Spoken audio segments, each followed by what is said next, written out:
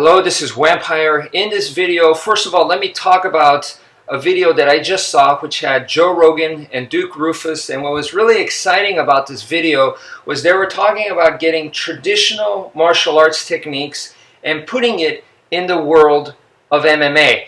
It wasn't that they're getting a traditional martial artist and then throwing him into cage fighting and say, go for it, style versus style. Let's see how your style measures up. That's not what they were doing. What they were doing was basically you get an MMA fighter, someone who's been training in MMA, and he's going to learn traditional martial arts techniques in order to throw off his opponent, in order to use the element of surprise as his weapon, to use techniques that the other guy is not familiar with.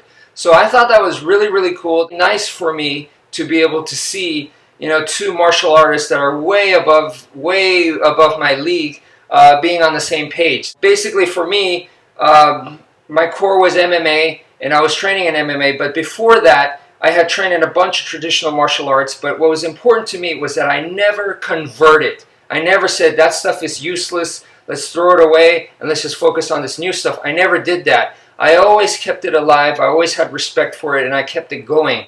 Okay, so what Joe Rogan and Duke Roufus were primarily focused on was looked like traditional Taekwondo techniques. That's what they were talking about, and putting that into the world of MMA. And I think in Duke Roufus's case, he was also talking about like traditional Thai techniques, and Joe Rogan was more focused on the Taekwondo techniques. That's because their backgrounds are a little different. In my case, my focus is going to be on Filipino martial arts. So if you're not really confident with the legs, or if you're one of those fighters that's not that flexible with the legs, then the hand stuff is going to work a lot better for you. And with the Filipino martial arts, you're definitely going to be able to find some unorthodox hand techniques to mix in with your boxing. Alright, so when you think about Filipino martial arts in MMA, it actually has been done before, and who knows how many times. One example I can think of was Randy Couture. I read in an interview, he said that his coach at the time, and I believe this was for the title fight when he was going to face Maurice Smith in Japan, he was learning some destruction techniques to defend against the high kick using an elbow strike and then going for a shoot. And Chris Weidman had also said that, more recently, that he had used his knee destruction in order to break Anderson Silva's leg. Now, let me just say this. When you use a destruction technique, I've used it in sparring, and it has also been used on me. Luckily, no one got their leg broken, or no one got any limbs broken. It is possible, I guess, that it can happen, but at the same time, I think it's highly unlikely. So let me just get that out of the way. But what I'm trying to say for right now is that Filipino martial arts in MMA, probably the most famous thing is the destructions. Why destructions? Is basically when someone comes at you with a knife, right? What we do is we move out of the way, and then boom, right here. You can see this, my arm is in a scissor motion right here. So I parry their arm, and then I cut their arm simultaneously. So this is called a gunting technique, because gunting is supposed to mean scissor, right?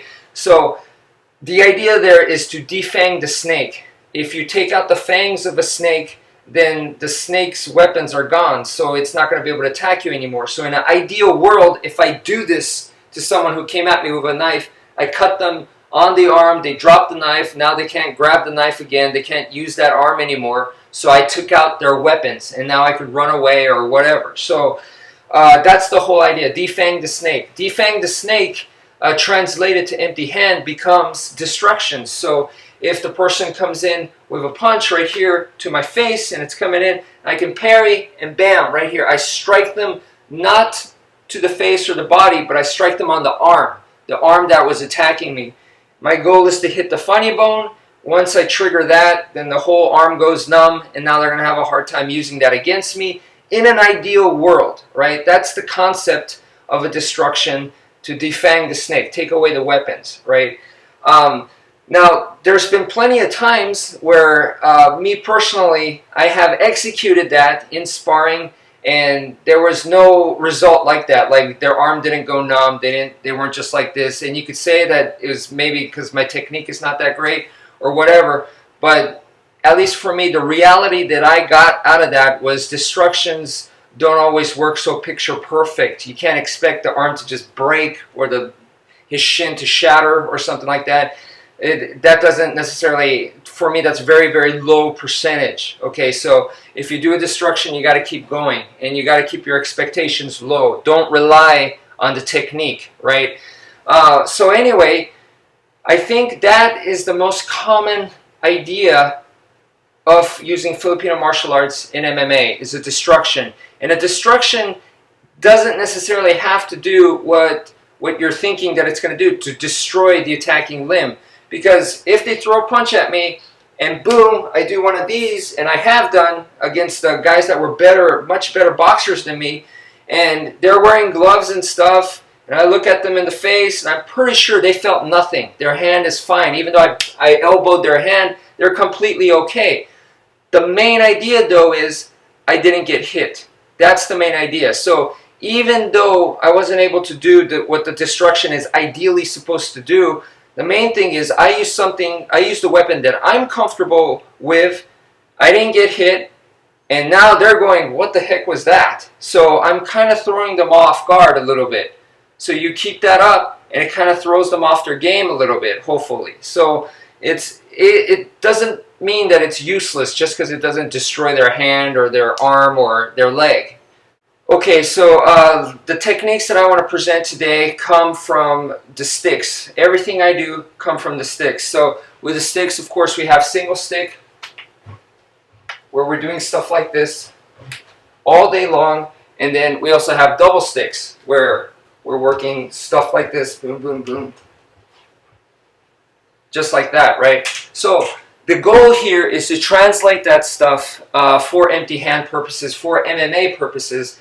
And I think the idea here is, first, something that's more basic than destructions, defang the snake, is angles of attack. And that's something I haven't really seen people explain or teach this for empty hand or for Filipino martial arts applied to MMA. The angles of attack, the most basic stuff, it's the first thing that I personally teach to my students, is the angles of attack. It's a form. And when we're basically going to follow angles of attack using our stick or knife, either way, just like this, boom, boom. So we're following different angles of attack, and it's just a form that you do over and over to get reps. The angles of attack I want to focus on today is a diagonal coming from the bottom, diagonal coming from the bottom, and then a diagonal from the top, and then side to side. So real quick with the sticks, this is what it looks like. It's 1, 2, 3, 4, 5, and 6. One more time. 1, 2, 3, 4, 5, and 6. So this right here, diagonal from the bottom, basically makes a figure 8 like this. Diagonal from the top also makes a figure 8 going this way. And then, of course, we have the side to side. Okay, so let's translate that into MMA.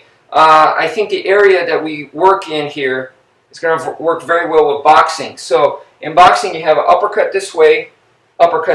So 1, 2, 1, 2. So when you're doing your uppercuts like this, 1, 2, I'm following a figure 8 pattern like this.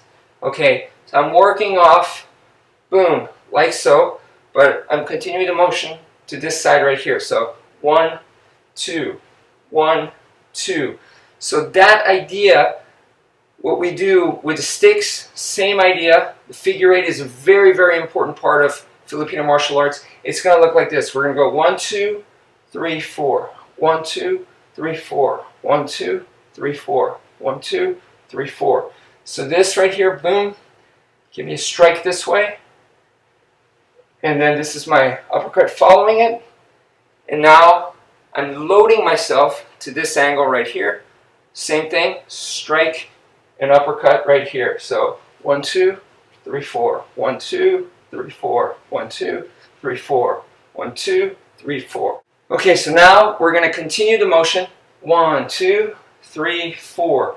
And from right here, we were going from bottom to top. 1, 2, 3, 4. So we kind of load ourselves up here. So this gives us the angle, the momentum to come down. Boom, like so. Come down really hard. So now at this point, as we come down with 2 strikes, 1, 2, we can change it to a diagonal motion, but coming downwards now. Okay, so I go 1, 2, came down, 1, 2, 1, 2, 1, 2, 1, 2, 1, 2. So this kind of figure 8 motion is still there, whether you're going from the bottom to the top, like so, bottom to the top, or top to the bottom. Boom, boom, boom, boom. So this kind of, the body mechanics is still there. Okay, so you're working the figure 8 motion like this. Boom, boom, boom, boom, uppercut, uppercut. So now we can change that to where we're going 1, 2, 3, 4. 1, 2, 3, 4. And now this sets us up for 1, 2, coming downwards. 1, 2, 1, 2, 1, 2. So I'm still doing a figure 8 motion with the body. So this is my body mechanics is still this way. So I could go from the bottom to the top, or I could go top to bottom, top to bottom. And this is very important because this is what's linking the Filipino martial arts techniques, these unorthodox hand techniques, with the boxing. Because with the boxing you have moves, boom, boom, like this, that's going to translate from here, boom, boom, I can come downwards like this, and then I could easily reverse that motion, boom, boom, and then go back to boxing, come in like so, boom, and it can set me up to where I can link them together, boxing and Filipino martial arts, using the same body mechanics, this kind of body mechanics. So if I'm boom, boom, boom, boom, boom, boom, you see how now I can combine them together. So that's what's important here. Now the last two is going to go this way and this way. This is your horizontal and horizontal. So 1 and 2. With the hand, it's kind of difficult to know how powerful this is. It does take ample practice, but when you go to the stick, you can easily see just how powerful that is. So practice with the sticks, get that motion down, and then when you go to empty hand, you can just see just how powerful this is. I mean, this is like basically a forehand in tennis. So you're going to do a forehand in tennis to somebody's face, you know, so you boom, boom, bam, right here. And then when you have the opportunity, that's your backhand right there. So you could put that in there, boom, right there. That also sets up.